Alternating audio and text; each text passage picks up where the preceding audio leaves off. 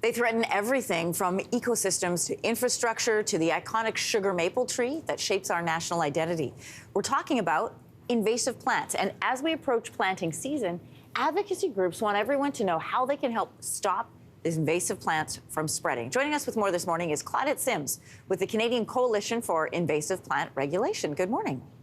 Good morning, Anne-Marie. How are you today? I'm well, Claudette. Thank you. And listen, I didn't know that there was a coalition, but I'm glad there is because we've got some important information to share. Invasive plant species have increased 15% in the last decade. How are so many of them getting into our provinces? Well, we know that the primary path of them entering Canada and the provinces is through the horticultural trade, pardon me. So quite simply, invasive plants are sold in nurseries, in garden centers. They're sold all over the place, and people don't know they're invasive.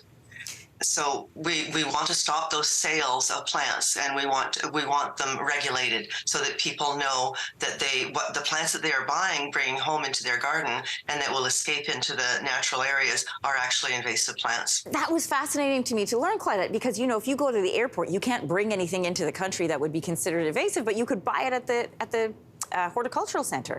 So a few examples of the ones that we might encounter are, like, let's say, Japanese barberry, multiflora rose, and baby's breath. So why is this allowed? We see baby's breath everywhere. Why is this allowed?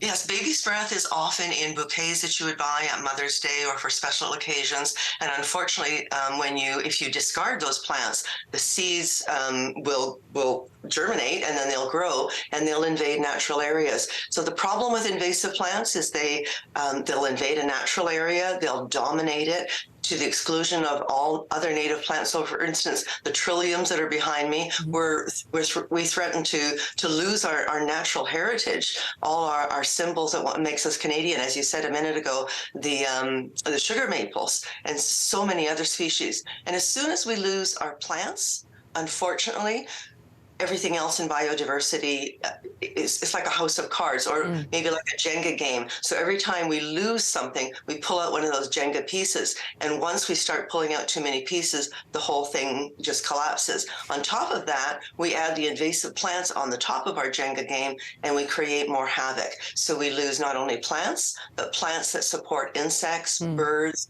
mammals, butterflies, bees, all of those disappear. And once they're gone forever. We don't get them back. So we really need some urgent action now on the part of the government. Yeah, estimates show that invasive plant management has cost Canada about $15 billion since the 60s. It's a lot of money.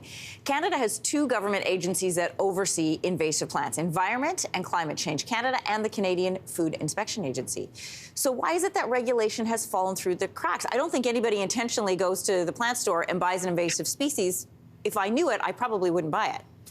No, and we don't know it because they're not labeled. And we assume as consumers that products, and plants are products, so products that are sold in stores are okay to use. We have labeling in all kinds of other products, such as cigarettes, and consumer products such as food. We have nutrition information, but we have no labeling of invasive plants. So we do have, as you mentioned, the Canada Food Inspection Agency, the CFIA. They have regulatory control over invasive plants, but their focus is really food security. So they are concerned with agriculture and forestry. They are not as concerned with the environment and human health. And I think part of this is because invasive plants are, you know, historically a fairly recent thing. 30 years ago in my garden, I knew nothing about invasive plants. And now I realize the damage they do and the harm they do to biodiversity. We have in the Food Inspection Agency two plant acts. One is the Seed Act and one is the Plant Protection Act. The Seed Act is to protect noxious weed seeds from entering agriculture, but it doesn't stop plants that are sold at nurseries that are invasive.